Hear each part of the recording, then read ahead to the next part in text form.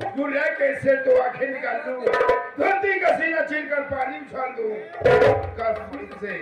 कश्मीर से लेकर कन्याकुमारी तक, कन्याकुमारी से लेकर कसारा घाट तक, जितने भी आतंकवादी नक्सलवाद होते सबका मास्टरमाइंड बलवंत सिंह के नाम से लोग पसंद आता है। राज पुत्र का कलेजा काटता है, क्योंकि बलवंत सिंह किसी की नाते पर चलता, बल्कि अपने ध्यान खुद निकाल हम करोड़ों के सारे के पता नहीं है। देखता हूँ हवेली में किसकी ड्यूटी है, किसकी ड्यूटी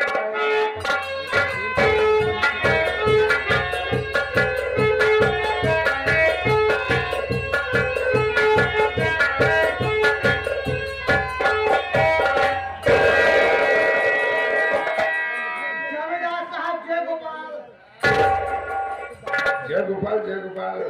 सीताराम बेटा सबसे पहले लेट होने का कारण क्या है?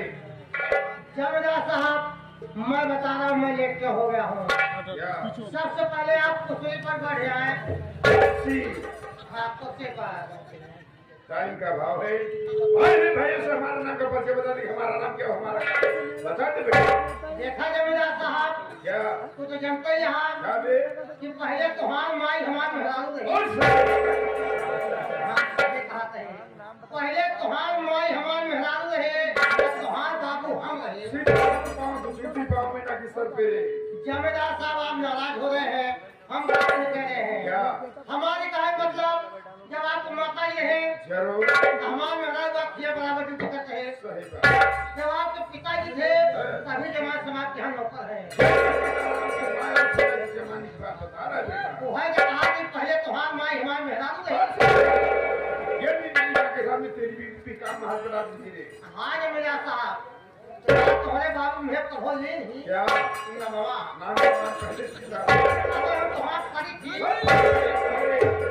आप कदर करता हूँ, आपको लिहाज करता हूँ, आपको कदर करता हूँ। कदर करता है तो लिहाज का नाम चले लिया कर जमींदार साहब, हम 2 टके नौकर, 1 कौड़ी के गुलाम। आपके सामने आपका नाम और पता नहीं बता सकता हूँ। जान के बेटा, तो एक नौकर और एक मालिक का फर्ज अदा कर रहा है। बैठ जाओ साथियों, मेरी परिचय लीजिए दोस्तों। साथियों में कहीं गैर का नहीं, इसी विजय नगर का रहने वाला हूँ। साथियों, हम अपने परिवार में कुल मिलाकर मात्र 2 प्राणी, एक मैं और एक हमारी बेटी है, इसका नाम चांदनी है। लेकिन दोस्तों क्या बताऊं, ये चांदनी इतनी मनहूस पैदा हुई, जिसके पैदा होते मेरी लक्ष्मी, मेरी अर्धांगनी, मेरे साथ चली गई। सदा सदा के लिए भगवान को प्यारी हो गई। सीताराम, तभी से हरामजादी जब भी मेरे सामने आती है ना, तो पर्दा करके आती है। सीताराम, तुमसे एक बात और बता देना चाहता हूँ। ये जो अपने गाँव के बगल वाला गाँव चांदपुर नहीं है, इसी चांदपुर गाँव का एक अर्जुन सिंह का परिवार रहता है। वो अर्जुन सिंह का परिवार बाप अपनी बीवी की इलाज कराने के लिए हमसे 10,000 रुपए ले गया। उसके वजह में अपने मकान की भी रखा, ना तो साला मेरा पैसा दिया, ना तो मकान खाली किया, और आज तुम लोग बुढ़ा साला मर गया। यार मेरे गुलाम सुल्तान को बुलाने से चांदपुर भेजूंगा, अपना पूरा 10,000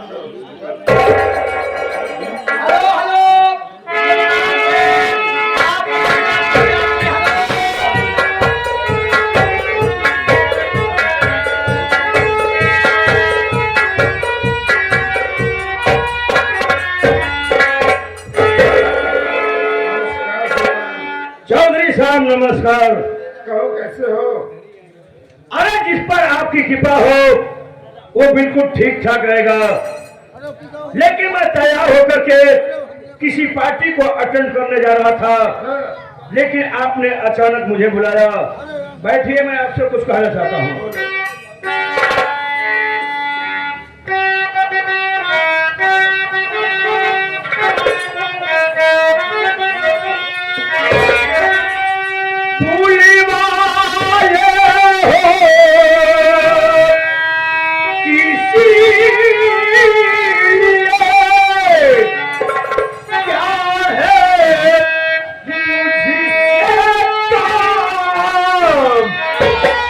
Oh shit!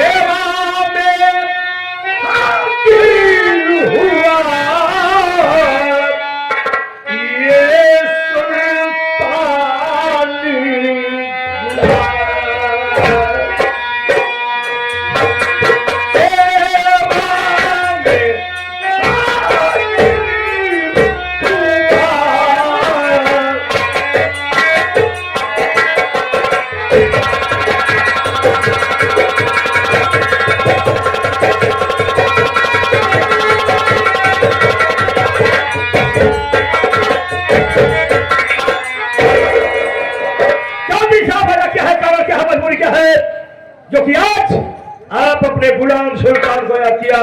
बताइए कौन हराम चाहे साले की मुंडी काट के लाना आपके कदमों में डाला? बोलो।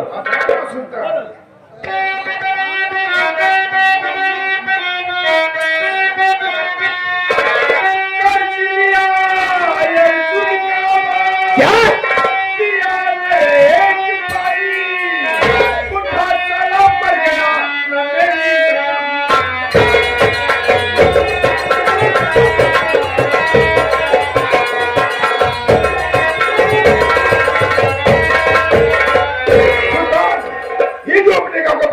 चाँदपुर नहीं है? यस, इसी चाँदपुर गांव का एक अर्जुन सिंह का परिवार रहता है। वो अर्जुन सिंह का बाप अपनी बीबी की इलाज कराने हमसे 10,000 रुपए ले गया। अच्छा, उसकी वजह से अपना मकान गिरवी रखा, ना तो साला मेरा पैसा दिया ना तो मकान का लिखिया, और आप तक बुढ़ा साला मर गया। कहने का मतलब है आपके बगल वाला गांव चाँदपुर का रहने वाला अर्जुन सिंह, उसका बाप अपनी मेहरिया का इलाज कराने के लिए आपसे 10,000 रुपया कर्जा ले गया। उस कर्जे के बदले में मकान गिरवी रखा, ना तो सारा पैसा दिया न मकान खाली किया, और वो साला मर गया। मैं ये नहीं समझ पा रहा हूँ, हम दोनों शैतानों से बगैर पूछे ये 8 साल की हिम्मत कैसे पड़ी तो उसके प्राण ले लिया? घबराइए ना चौधरी साहब, आज आपका गुलाम सुल्तान जाएगा, या तो 10,000 रुपये कर्जा, या मकान खाली, या फिर अर्जुन सिंह आपके कदमों में होगा। तो ठीक है सुल्तान, आज ही तो चाँदपुर गांव के लिए निकल जा बेटा। ठीक है, मैं वहां जाऊंगा, लेकिन मैं वहां अकेले नहीं जाऊंगा। क्यों, तुझे डर लग रहा क्या? चौधरी साहब, डर और मौत हमसे 3 किलोमीटर दूर रख के बात करती है। फिर क्या बात है? बात है जो अपने हवेली का वो दूसरा वाला नौकर, क्या नाम है, छोटुआ? ओ छोटू भी रिवाज जाना चाहता है तो रिवाज जा सकता है। अरे ओ छोटू,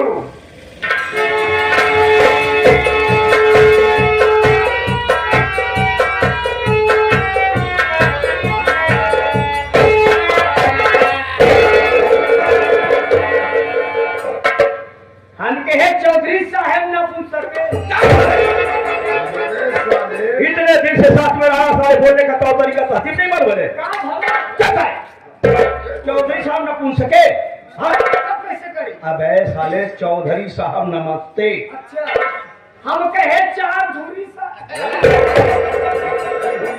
अबे छोटुआ साले, हाँ, चौधरी। अच्छा, साला हम कहे चौधरी साहब नमस्ते। नमस्ते छोटू बेटा, आप मुझे सुल्तान के साथ चाँदपुर गांव जाना है, जाएगा क्या? क्यों नहीं जाओगे? जरूर जाओगे। सुल्तान आज जाने के लिए तैयार है, रिवाज जा सकता है। तो चार छोटुआ क्या हुआ बे? भैया तू का खा दो तो चिल्ला से। अबे तू क्या खाता है जो तू बर्दाश्त नहीं कर पा रहा है? अब हमारे काने पर्दा फट जाता है। नहीं बेटा, अगर ये पर्दा फट गया ना तो ये वाला पर्दा लगवा दूंगा। ये नहीं लगेगा। उनके पास ऐसा पर्दा नहीं रहता है। चौधरी साहब, आप चाहिए आराम फरमाइए। जाइए है जाइए चौधरी साहब, आराम से फरमाइए। अबे खच्चर वाला साले, आराम फरमाइए। जाइए आप आराम फरमाइए। ये आपका गुलाम सुल्तान जा रहा है, या तो 10,000 रुपये कर्जा, या मकान खाली, या अर्जुन सिंह को बात कर लाऊंगा आपके कदमों में।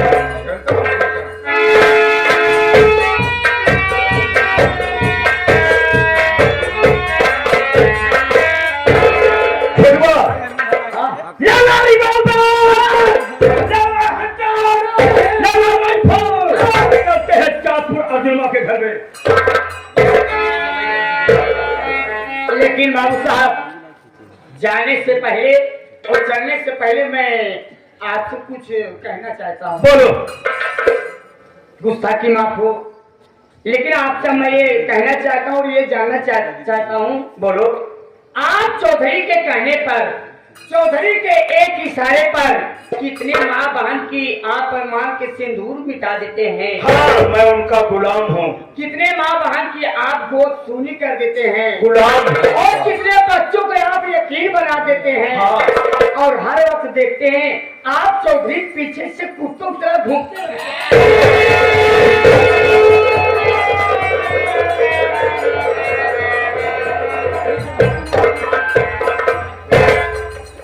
एक बात तुम्हें बता दो बेटा, हाँ, जूता साले में कितना भी हीरा मोती जड़ा हो, उसका स्थान पैर में होता है। मोहरी गिरीश मोहरी पे अच्छी लगती है, चौबारे पर नहीं। नौकर और सारे नौकर की तरह रहना सीखो, वरना रोटी का टुकड़ा फेंकना बंद कर दूंगा, मर जाओगे खाने के लिए। बाबू साहेब, आज चाहे आप हमको मर गए कहीं, साले कुत्ता का है।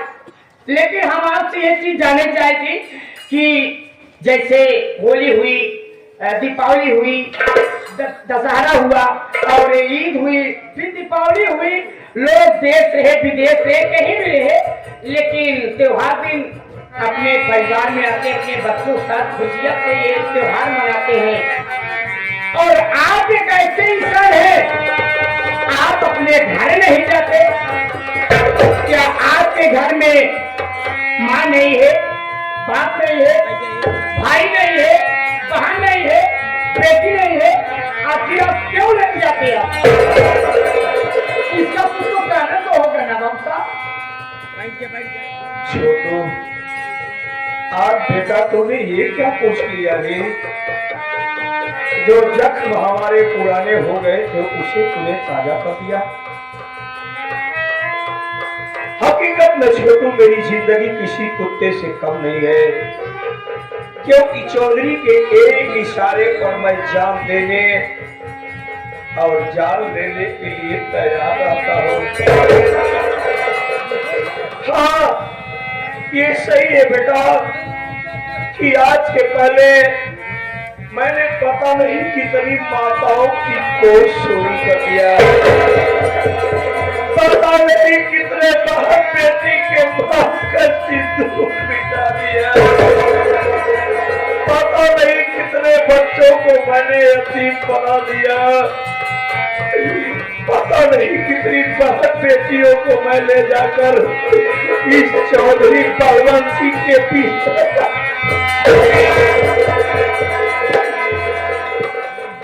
परमेश्वर मुझे माफ नहीं करेगा छोटू। अभी जब तूने दीपावली की बात कही ना, तो मुझे याद आ गया, एक 12 तारीख को जो दीपावली बीती छोटू, तो मैंने क्या देखा कि सबके घर में लाइट जल रही थी, सबके घर में दीपक जल रहे थे, और मैंने करके अपने घर के तरफ देखा तो अंधेरा था। लेकिन ऐसा क्यों? क्योंकि मेरे घर के चिराग को सदा सदा के लिए ये साला चौधरी पहलवान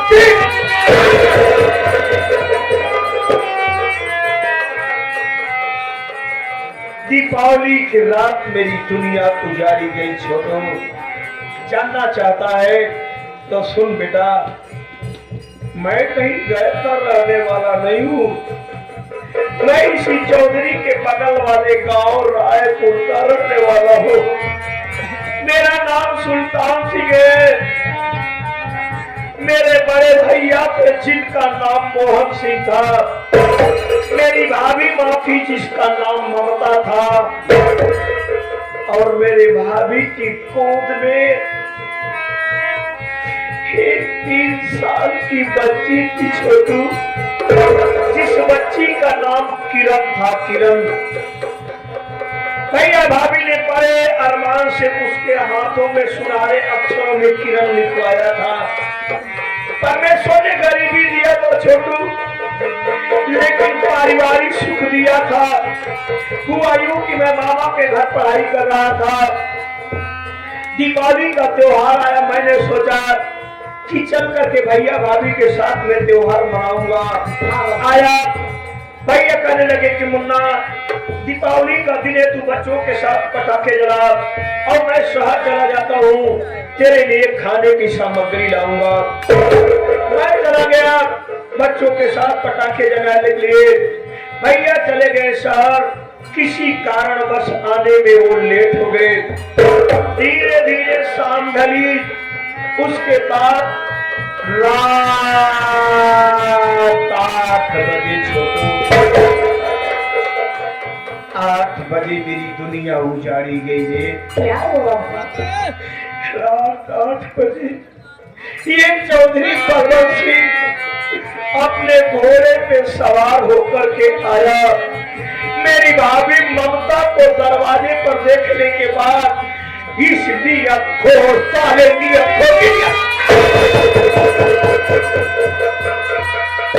और मौका पाकर के गली पाकर के एक हवस का दरिंदा मेरे भाभी की इज्जत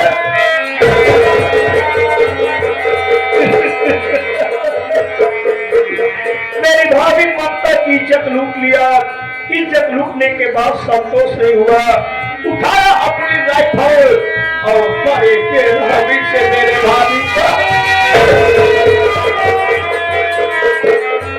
गोली की आवाज मेरे कानों पे पड़ी। मैंने सोचा दीपावली का त्योहार है, बच्चे पटाखे जला रहे होंगे, लेकिन मैं नहीं समझ पाया कि मेरी दुनिया उजड़ रही है। हुआ यूं कि मेरे भाभी को मारने के बाद जैसे ये घर में मेरे भैया को ढूंढने के लिए प्रवेश किया, दरवाजे पर मेरे भैया आ गए। मेरी भाभी ने सारी वारदात अपने पति से बता दिया। मेरे भैया इन चौधरी परवत सिंह के डर से अपनी 3 साल की बेटी किरण को लेकर के वहां से भाग निकले छोटू, और एक और का सौदागर मेरे भैया का पीछा कर लिया, देख लिया, पीछा कर लिया।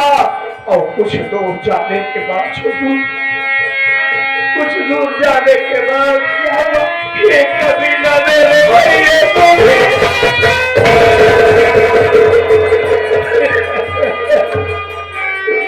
मेरे भैया को भी ये गोली मार दिया रे। मुझे सूचना मिली, मैं दरवाजे पर आया तो क्या देखता हूँ, मेरी भाभी अंतिम सांसें ले रही थी। मैंने अपने भाभी को अपने बाहों में उठा लिया, कहने लगी मुन्ना मुझे माफ कर दे, मैं तुझे प्यार नहीं करता। मैं पूछा कि एक बार बताओ भाभी बात, मेरे भैया कहाँ है, मेरी भतीजी कहाँ है? कहने लगी मुन्ना तेरे भैया तेरी भतीजी किरण को लेकर के चांदपुर की तरफ भाग रहे हैं और चौधरी परवत सिंह उनका पीछा किया है। जा मुन्ना जा, मेरी परवाह मत कर, मैं भाग जाऊंगी, कम से कम अपने भैया और अपनी भतीजी को बचा ले। मैं भागता गया छोटू, कुछ दूर जाने के बाद क्या देखता हूँ, मेरे भैया के भी आराम जाता हुआ मेरे भैया की शरीर खून से तड़प रही थी। मैंने अपने भैया को बाहर में उठा लिया। मैंने कहा भैया चिंता मत करिए, मैं आपको हॉस्पिटल ले चलूंगा, आपको एडमिट कराऊंगा, आप ठीक हो जाएंगे। कहने लगे नहीं मुन्ना, अब बहुत देर हो चुकी है, क्योंकि गोलियों का जहर मेरे शरीर में दौड़ चुका है, अब मैं बचूंगा नहीं। अगर कुछ मेरे लिए करना चाहता है तो खा कसम, तो अपने